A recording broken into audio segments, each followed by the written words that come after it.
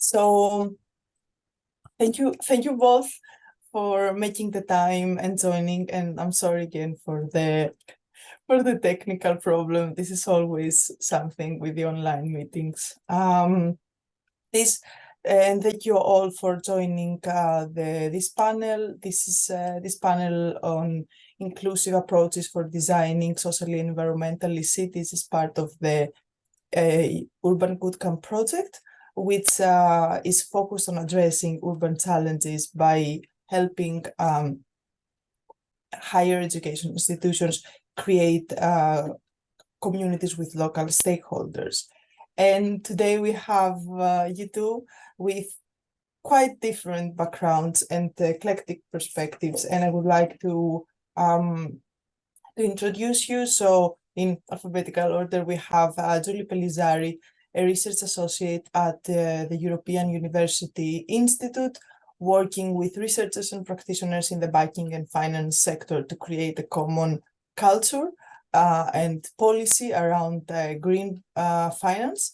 And also Maiju Suomi, thank you so much for joining us both, a founding partner and architect at Suomi Koivisto Architects, and as well as an educator and doctoral researcher at Aalto University.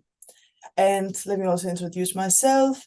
I'm Despina Cortesidou. I'm a senior consultant at UIN, and I'm working on projects on social innovation and universities institutional transformation project. Sorry, I saw my co-worker and I was like, she should be in the attendee.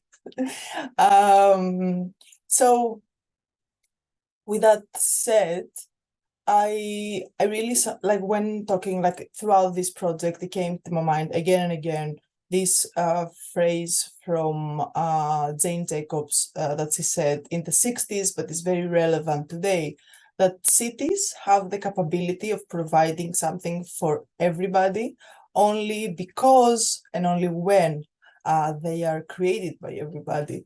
And I think that couldn't be more relevant today.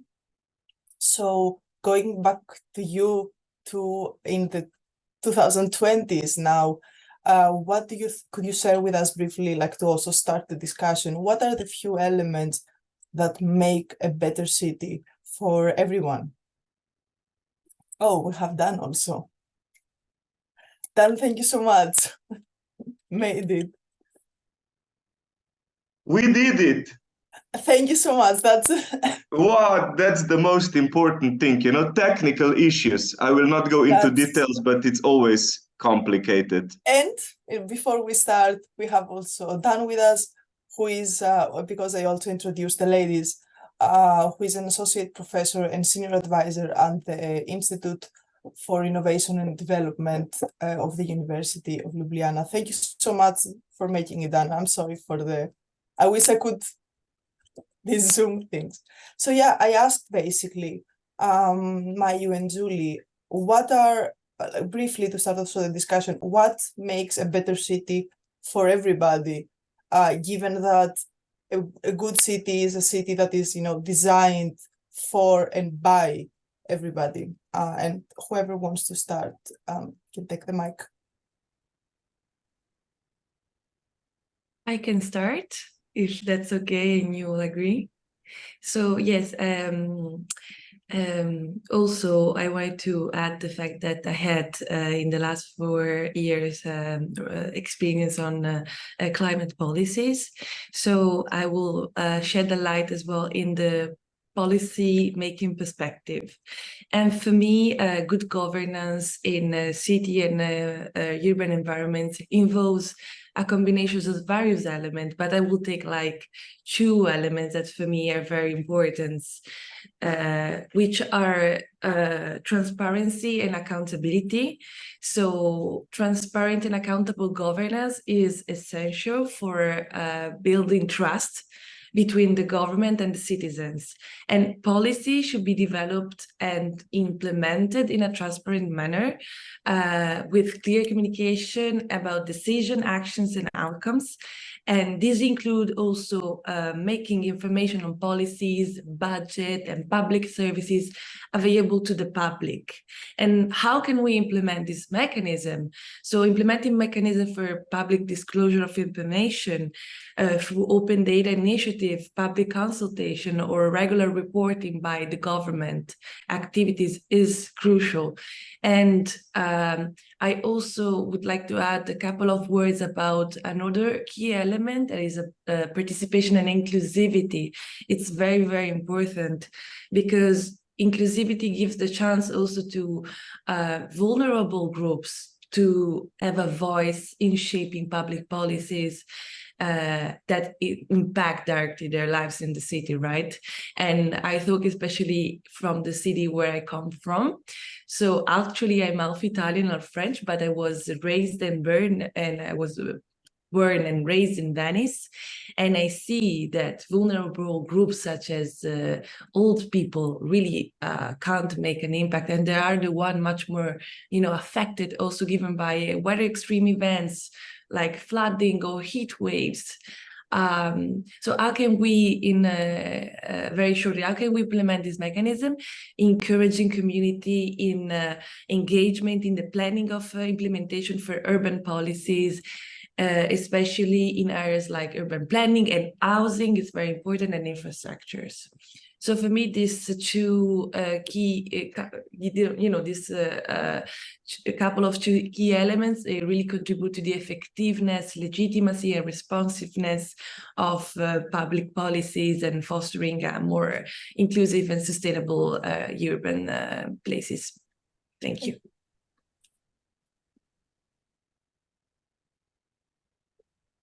Well, maybe I will jump in second. Thank you, Julie, for your contribution. So I would say that I will bring quite a practical approach to the conversation, as I am a practicing architect and also doing practice-based research myself based on my own architectural work and experiences in also educating future architects. And also, I guess my approach is very grassroots as well, and very like a small situated practices also, but I think these themes all kind of reflect also onto that. And what I would consider as the most important aspects that make a good urban environment, that from my perspective, the moment would be a focus on cultural diversity and biological diversity, and spaces and systems that support those. That urban structure that takes into consideration the natural processes that are at play inside and adjusts to those, cooperates with them, also in this sense mitigating the effects of climate change and tackling climate change itself. And then my approach, I try to blend this cultural and biological diversity approach, because I think we really need both of those for sustainability, to consider the well-being and diversity of our social structures and at the same time the ecological systems that we are embedded in. And on a small scale, I believe that spaces should support different encounters between different people and also between different species.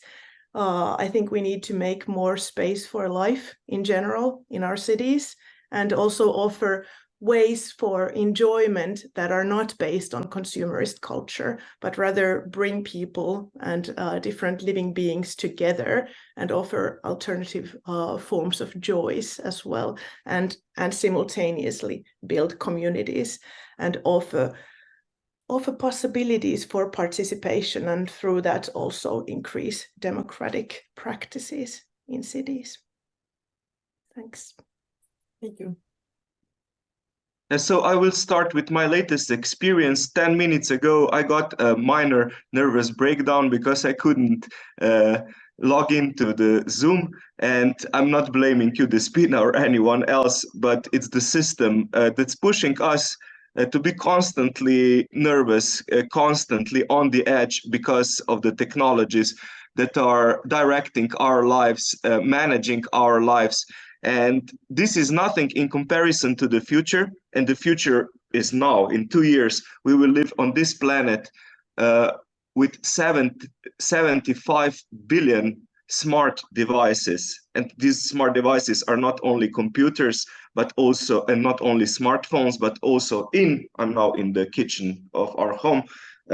And we will live with smart ovens, smart dishwashers, smart refrigerators, and everything else will be smart.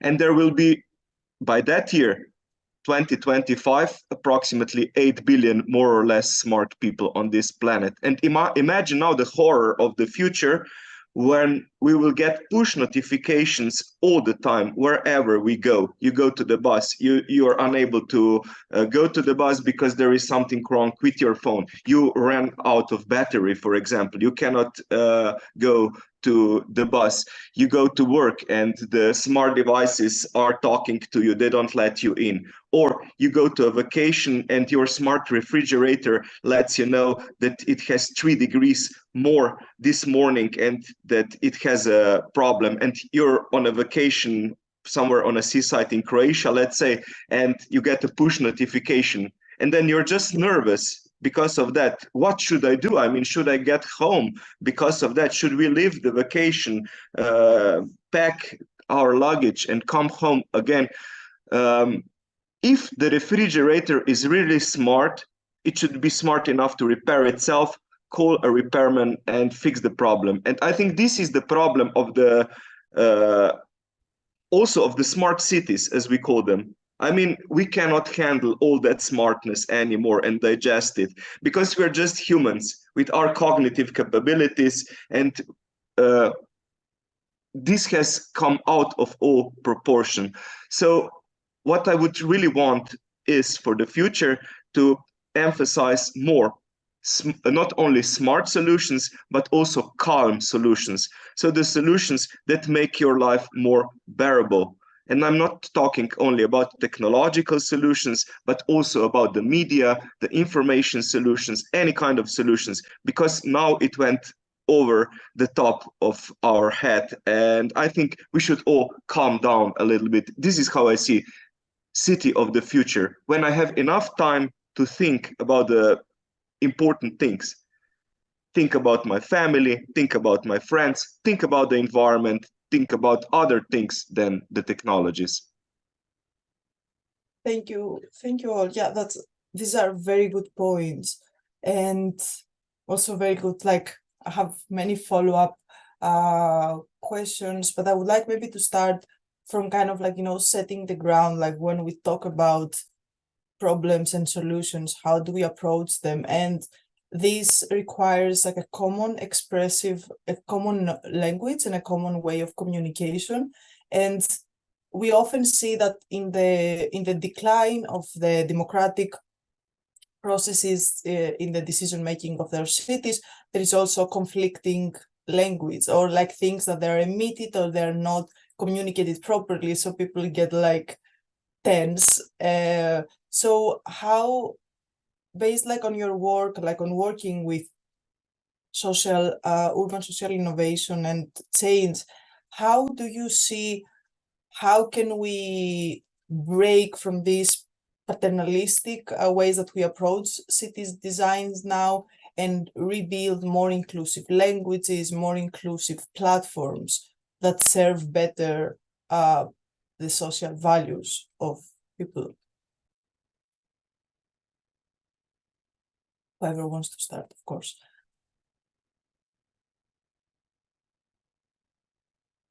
Well, if I can jump in now and just share what got in my mind when you were asking the questions, that, as I was saying before, community engagement is very important, like through public debates, sharing information, and this is crucial to have a common language, because yes, we have the political will and the political decision, but we are in a democracy, right?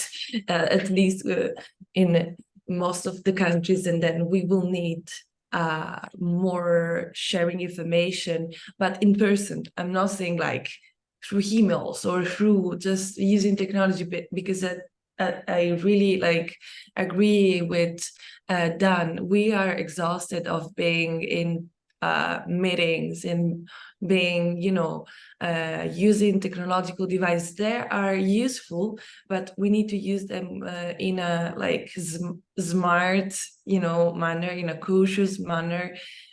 They can be very, life-changing sometimes, but we should, start from our roots and remember that, especially for me, being, from a city that you have to walk in Venice, right? So you walk and you meet person, and then it's much more easier to get into conversation, because you just will meet the same person, many times per day, and then there is much more human warmth, like people tends to, and that's why also I think it's very interesting, the fact that in Venice we have a lot of associations, because people gather together and they feel excluded sometimes, and of course it doesn't apply to everyone, but from my experience as a citizen and from my professional experience, they feel excluded by the local government or the regional government.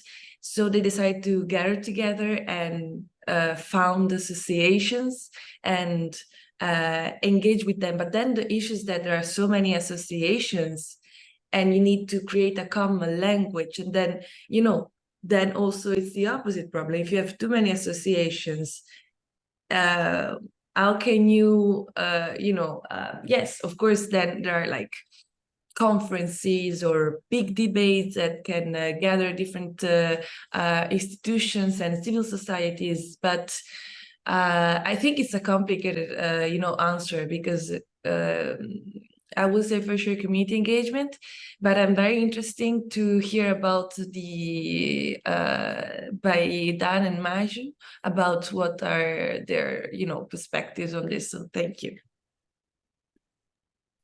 I think I can continue from this with my own experiences, and maybe also tie this to Dan's perspective of calm and silence, because when we think of language, I'm a spatial practitioner, so I kind of also think of that as this multisensory experience of spaces and being in space together with other bodies as well. And that's something that we made this project, this pavilion in Helsinki, this experimental pavilion, that was the idea was to build a space for encounters between people and non-human animals. But at the same time, one thing that was really important, like for the beginning of that project, was the feeling of like when during Corona times everything was on Zoom and it was all talk and all visuals and no like bodily encounters with other living beings, then I also felt that we would really need these spaces in the city where we could calm down and come together, being in a state where we are actually calm and open to encounter each other and also other life forms and their different ways of existence. And then we tried to make a space that would be as comfortable as possible for people to actually find that state of calmness and open up to new ideas. Because I think the changes that we really need at the moment are definitely like on techno-scientific scale level, but at the same time, they are really deeply in the way we understand the world. And to actually tackle those changes, at least as an architect, I feel that my communication potential is in making spaces that somehow embody new kind of relationships with the world and with nature and with other species. And then again, these spaces also need to have the level of communication and people coming together in them to allow for finding this spoken language as well. And what we've done in that specific space is that in addition to making kind of a garden space that would promote the well-being of people and animals, we have organized a series of discussions and talks with different experts and with the community.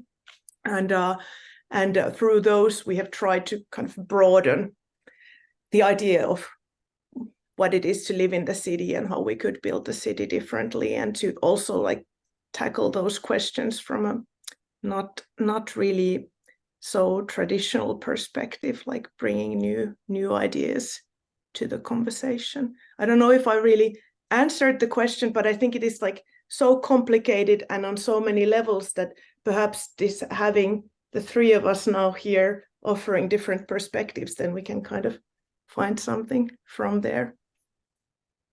Definitely no. So I'll get back to what we are doing now. So we're Zooming, and I think this is very inhumane. Why? Because first of all, I'm looking at your like two-dimensional images on my screen. So you're some kind of avatars for me, and I'm an avatar for you. And second of all, I think this is the first time in human history that we're watching ourselves when we're talking to other people.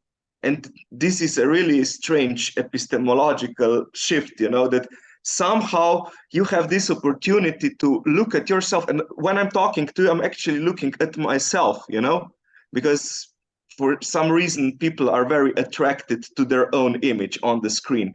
And I think this is actually the beginning of an era that could be called EACEA. So it puts you in the center of attention. So it didn't start with Zoom, of course, and today with this session. It started before with the smartphones, with the front cameras that put you in the center of attention. Then in Facebook, and in all social media, you are in the center of attention. You're the only person connected to everyone else.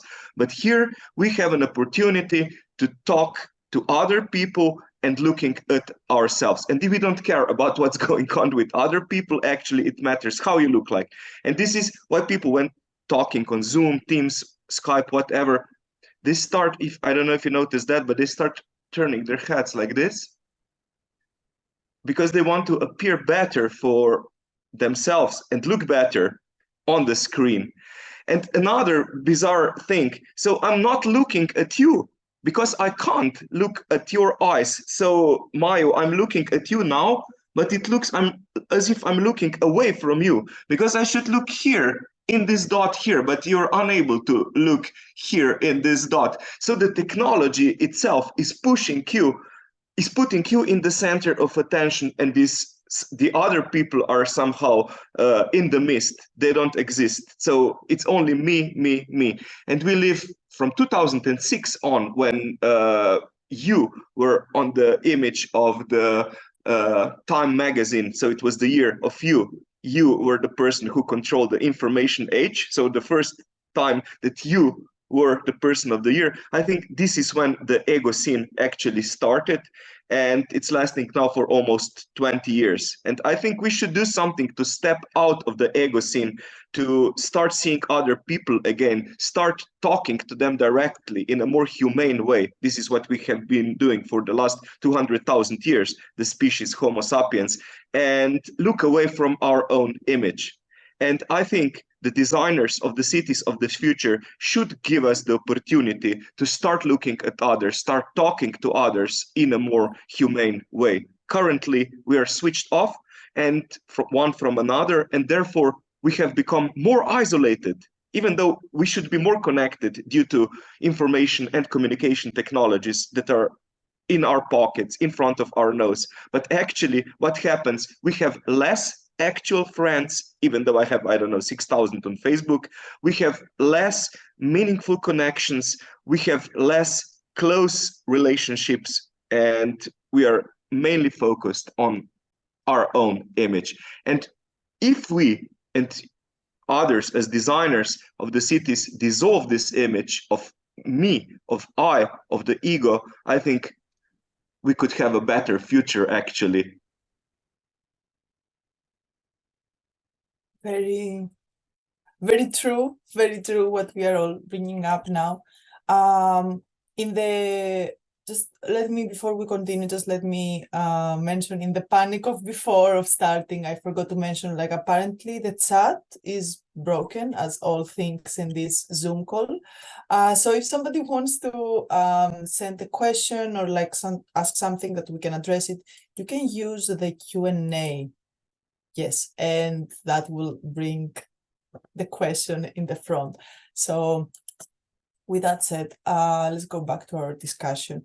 Yeah, very nice, because Julie, you mentioned like having basically more communal spaces, more associations for actual discussion between people and what they need, and like Maiju, you mentioned like kind of, you know, how to basically exactly make also spaces, but not only between and for people, but also more than human interactions, and to step out, basically, this is how I hear, to step out a little bit of our bubble.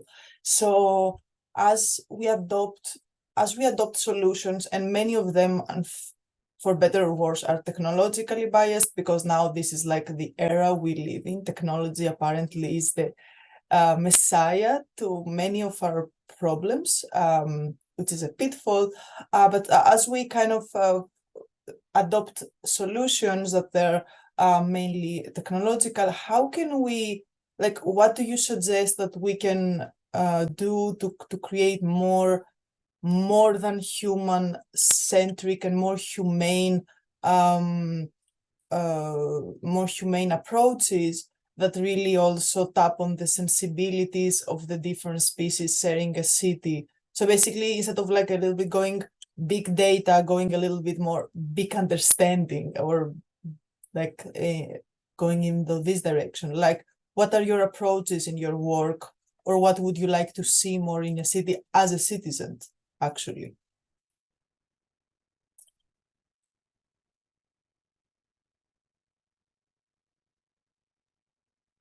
I don't know if we want to go like round Again, say no, yeah. but please feel free to start to speak whenever you. That's difficult, actually. That's a challenging question.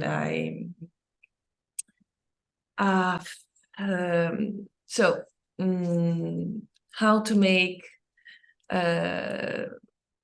just to wrap up, if I well understood, how to make cities more social, right, and less,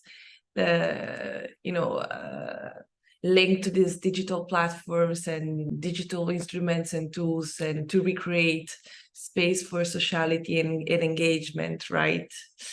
Yeah, exactly. Can be that, or like, I know from, for example, from your work, Julie, like for, let's say, the policy work you do, you like also you kind of communicate with the people, or like end users of like what would be their needs, or like done, like, I know, like he, through his work, they're doing a lot of ethnographic based research, also hear the pulse of the people. So it's like different, you all come from different perspectives and contexts, more or less. So like, what basically would you do, what would you start from to really kind of connect a little bit better and understand better, and then act?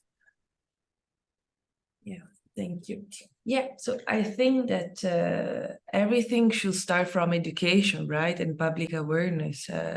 We need to start to educate, especially the new generations or current generation that are forced and will be much forced to use technological tools and smartphones and all these kind of things that we're using now, towards a different kind of education that would be nice to to go back to the whole school system, that front lessons without any computers taking notes, or just like coming back to the origins and our roots that fortunately we were raised when we were young, in a young, early young stage of our lives. But what I'm doing as well a lot for my work is capacity building. So capacity building is investing in capacity building of local institutions or community organization to enhance their ability to participate and contribute as well in policy initiatives. And the rationale behind this is to strengthening local capacities to build a foundation for effective and sustainable implementation of these initiatives. That so first, like as well as one saying, education, then public awareness, capacity building, strategic communication as well. Like if we only communicate that we need to use these technological tools, people will be forced and will continue to do that. And then if we shift the communication to a different style, that will make will build a new kind of trust and benefits and progress for different stakeholders. And then what else? Maybe collaboration between different institutions. So we gain a common approach that we can use. I don't have a very I don't have the best solution. I don't have a concrete example that will reflect this possible world and this beautiful, future that it's at the moment so hard to see with our own eyes because it's completely different now. But I think that perhaps another element that could help is legal and regulatory frameworks. If this become a very difficult and affecting communities, people, and making us much more isolated, then we can think about some legal and regulatory frameworks that can support, a different system. So yeah, this is, I'm wondering and imagining what we can do, but yeah, I leave the words to my colleague speakers here. Thank you. Thank you, Julie. I think I have a practical example that I can give of some of the points that you raised. Like I see when a couple of years ago I was thinking with this growing anxiety and frustration of what is the role of an architect with the multifaceted environmental and social crisis that we are living in. I started thinking that, okay, what are my skills? Architecture is a peculiar art in the sense that we have to live inside of it. We're kind of like victims of architecture. We don't get to choose if we live in it or not. It can be a positive or a negative thing. And then what I was thinking was that if it's seen as a positive thing, it can have huge impact possibly on society and thinking of new ways of inhabiting in the world, in the sense that architecture is always a practical act of offering shelter and then at the same time making an intervention in some place and affecting that. And of course, affecting the places where the materials come from and where they go after the building is disassembled. But then at the same time, it's a cultural act that embodies certain values and can communicate those to people in their everyday life. And we started thinking with my colleague Elina Koivisto, like how could we make a space that could be an effective environmental communication tool? and we decided that we can't really make something huge with such a small working group, but we could position it smartly. We decided to work with a couple of museums in Helsinki Center because we felt that that way we could maybe scale up the impact of the project. We work with the Design Museum and the Architecture Museum to reach people who in their everyday life make decisions about these themes, environmental questions in their life. And through kind of working outside the everyday practice of having a client with money, we worked with the support from cultural foundations in this case, and did a really like a research-based experimental project. We were able to challenge many of the ways that we have learned how architecture should be practiced.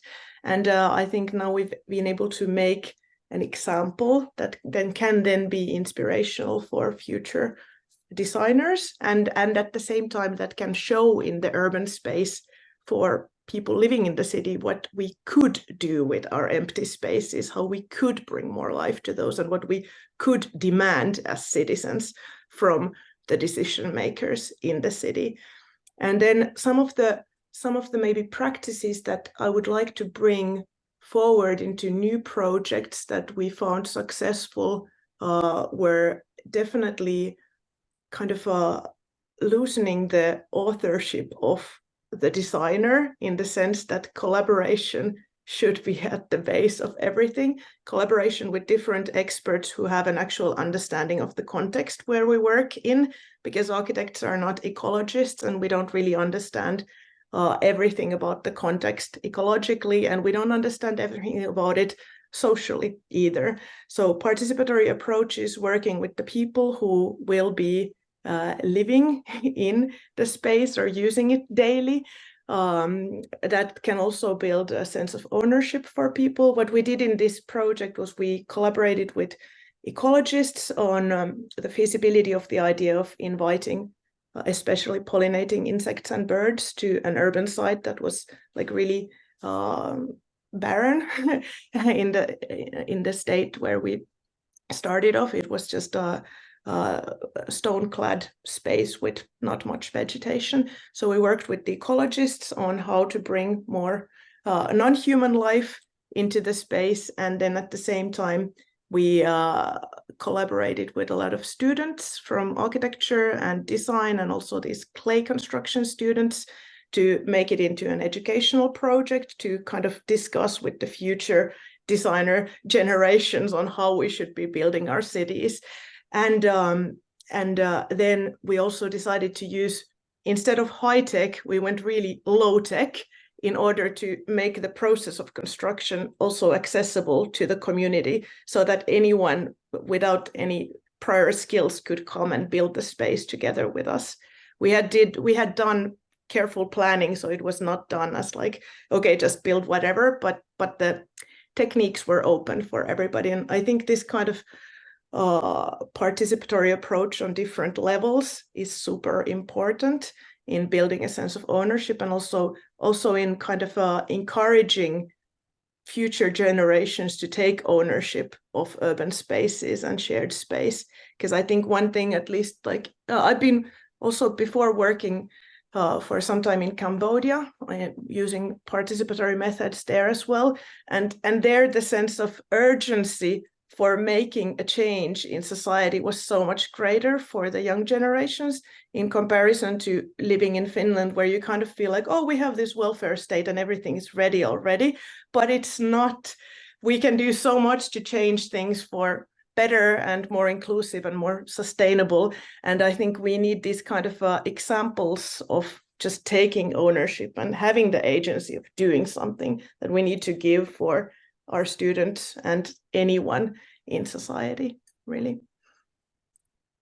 Thanks. Yeah, of course, I agree with Maiju. As an anthropologist, I have no other chance than to agree with you and with the co-design and participatory approach. And this is what we also do at the Innovation and Development Institute of University of Ljubljana in different projects and in other projects that I'm involved in the research center of the Slovenian Academy of Sciences and Arts. So we try to go outside of our filter bubble of our endogamous community and to marry metaphorically or in any sense with others, with engineers, with designers, with architects, and so on. I think all the solutions for the future are multidisciplinary, interdisciplinary, transdisciplinary. Absolutely. But how to develop them how to make them. Here, I often use the famous phrase of Donald Trump, but we turned it a little bit around. So it's not actually America first, it's ethnography first, people first.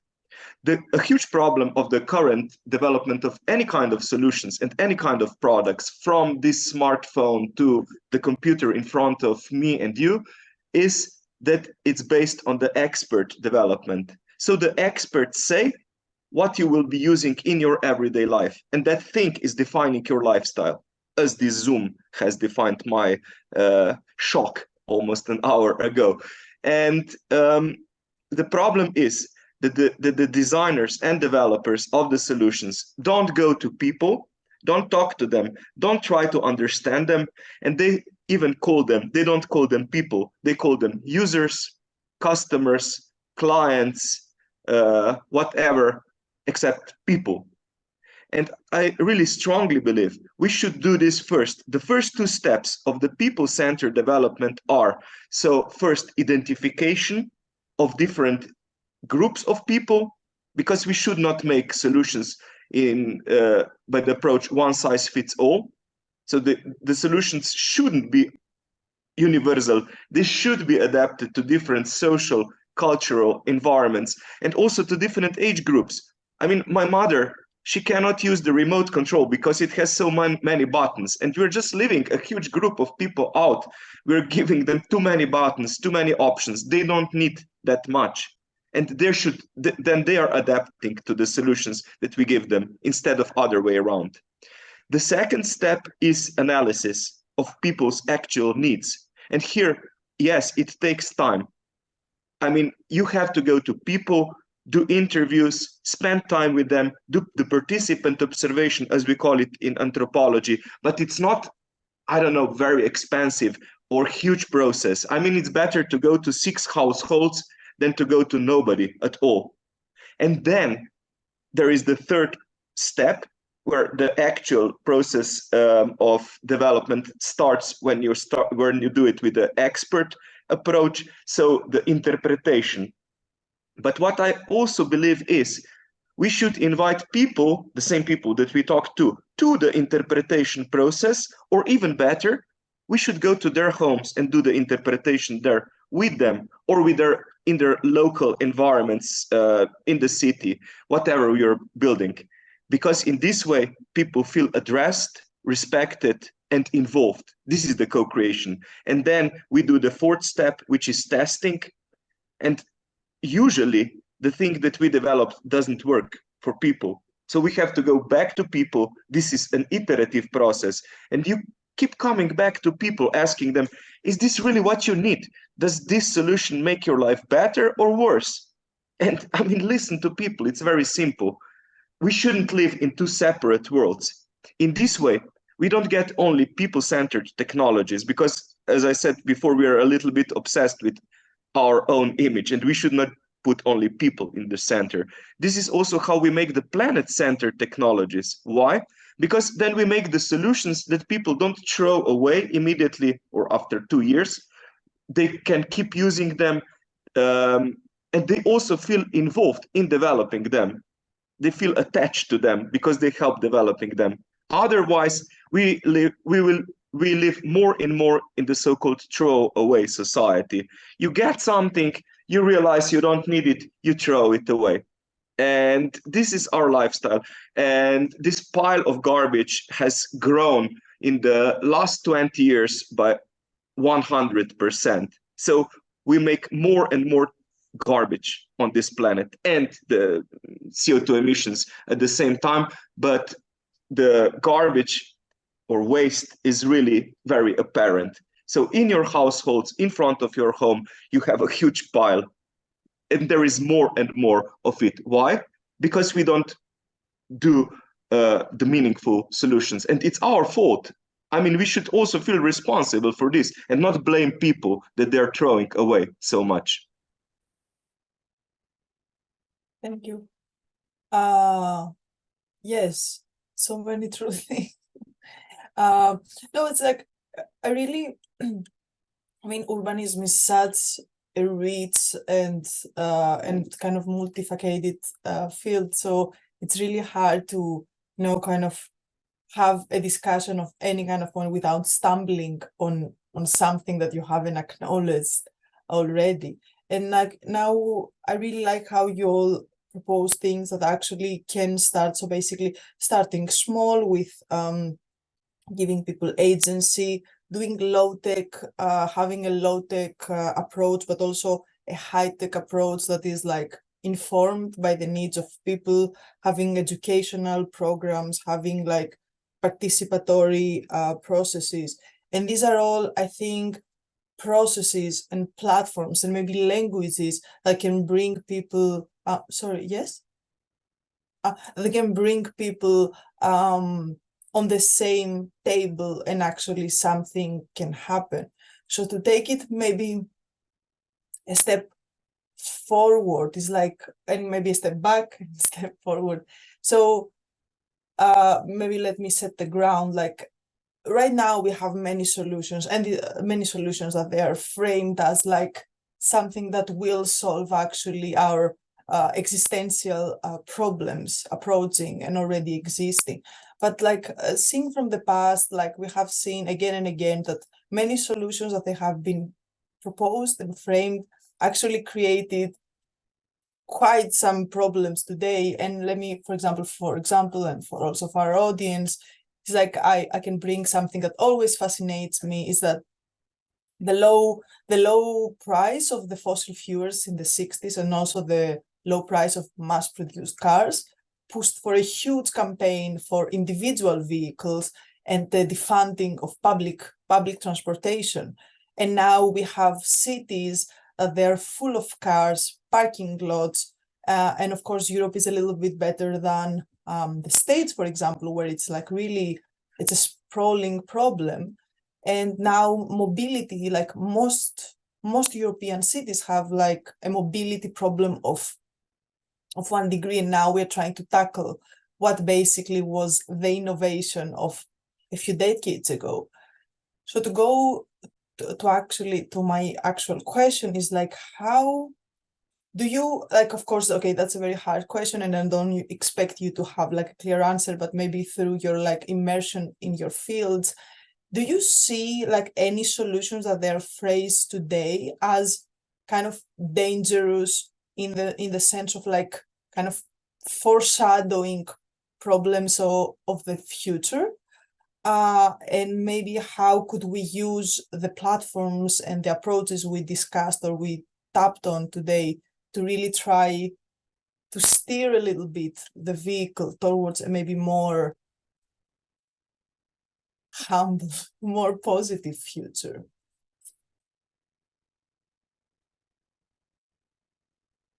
Would you want to go, Dan, first? Yeah, please. Yeah, because I mean, if I may continue, because you mentioned the vehicles and the mobility, and I think this is one of the fields where we can do the most, actually.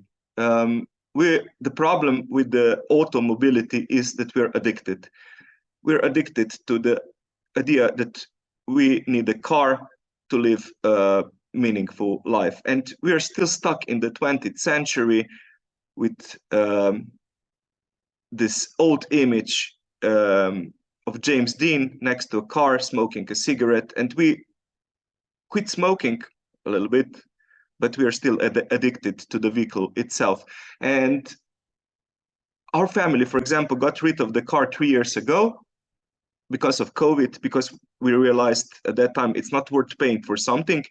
It was bought on leasing for 7 years and we were still paying it. And then we realized, I mean, it's not worth it. We're just paying for a piece of, or a device, a thing that is still not 95% of time as it usually is, but 99.9% of time probably. And then we sold it, got rid of it. And now here is the answer. So we live a better life now.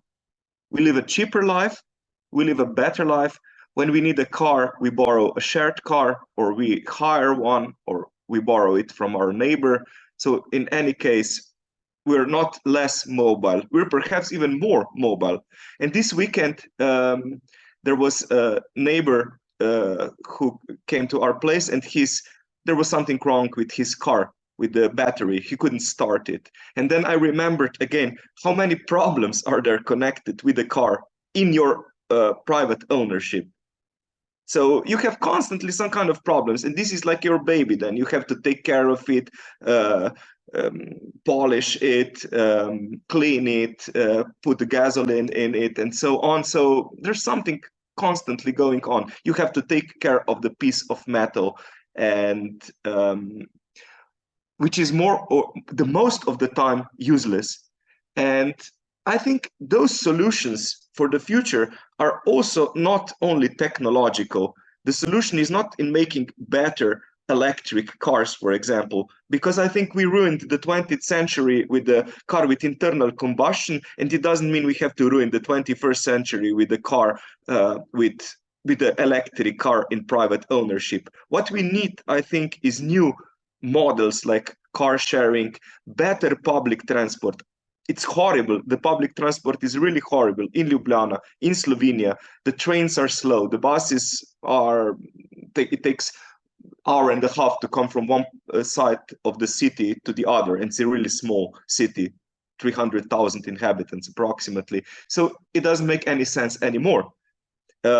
Improve the public infrastructure, and give us opportunities to drive in a different way. And also not to commute so much on a daily basis. So to Ljubljana, there is a city with 300,000 people, but 130,000 approximately commute every day here and from Ljubljana. And if we make this kind of solutions, which will make also our life more humane, then we can get rid of something that we think we need. But maybe we don't, particularly people living in the city center. So why do you need a car, really? Why? So this is just one suggestion that we can start at least thinking about. But I know it's very difficult because the car represents freedom, it represents also joy, passion, and these are the mental images that we have in our heads.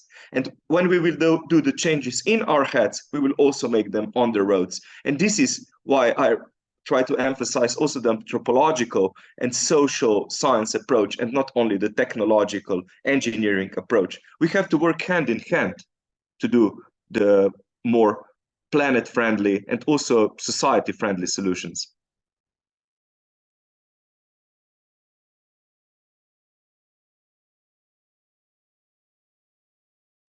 I just wanted to have a quick follow-up, and then I leave you the word, Maiju, sorry. And this, it's very interesting what you have just shared, Dan, and this completely in a logic way, it's linked to the fact that we are lazy with this technology, right? So as everything, it's arriving in such a fast pace in our, information in our smartphones, and click a button and you have immediately the answer for something. Then we adapt.